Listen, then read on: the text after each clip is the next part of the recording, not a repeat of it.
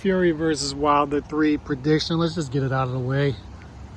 Fight's not even made yet. But we know it's coming. Arum said we're not doing step-aside money. The reason he's not doing step-aside money is Deontay Wilder doesn't want it. He wants to fight. And props to him for wanting retribution, but this is stopping undisputed heavyweight championship of the world, so a little salty about that. Let's just get this prediction out of the way, because it's frustrating to me, even though the build-up will be entertaining. The fight will be entertaining while it lasts, at least, even though we clearly know who the better fighter is. But you give Wilder a puncher's chance, of course, because he is the biggest puncher in the sport.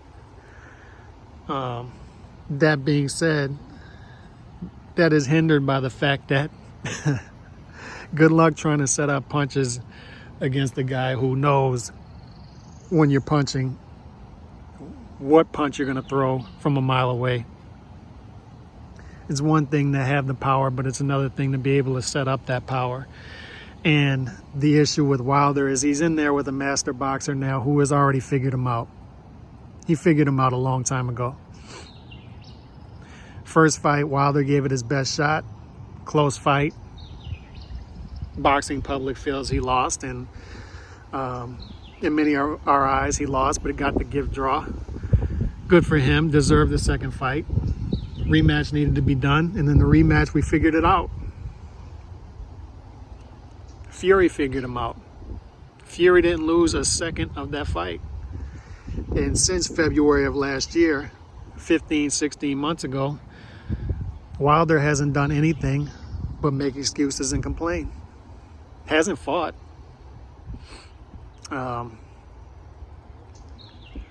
So we can say, you know, arbitration-wise, rematch clauses, he deserves a third fight business-wise, but does he deserve a third fight competitively?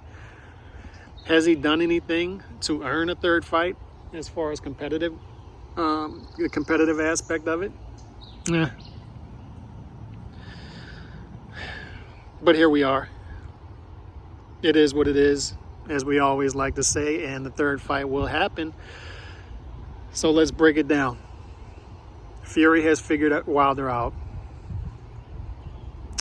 There's nothing that Wilder can do at this point in his career to make himself a more technical fighter. And we've gone over this the past decade on this channel. Once a fighter is this deep in the game, he is who he is.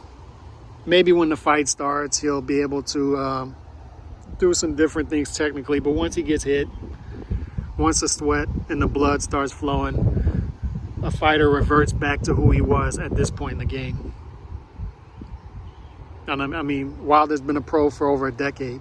He is who he is at this point. Doesn't matter who the new trainer is.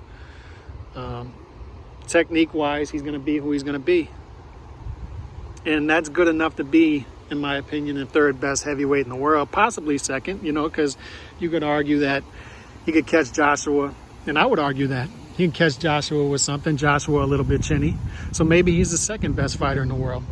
But Fury, and I've been saying this for 6-7 years, ever since the Klitschko fight. Right before the Klitschko fight, when Fury is right, Fury is clearly the best heavyweight. Fury is a great heavyweight in a mediocre heavyweight era. And is he a historically great heavyweight? I don't think so. I don't know if he matches up with the great heavyweights of all time, but in today's heavyweight era, he's great against decent heavyweight opposition. And historically speaking, Wilder doesn't match up with the great heavyweights. Fury may. But as far as this fight goes, it's going to go much like the second fight. Fury's going to walk him down. He'll clinch and get cagey when he has to, and then he's going to end up stopping Wilder again in the third fight. You give Wilder a puncher's chance. As far as betting odds, I would give it like 4-1, Fury favorite. But Fury's going to win this fight. And we'll move on to undisputed, hopefully. this is boxing, so who knows if we get Fury versus Joshua in the end. But as of right now, Fury will beat Wilder again. He's just got too much class for the guy.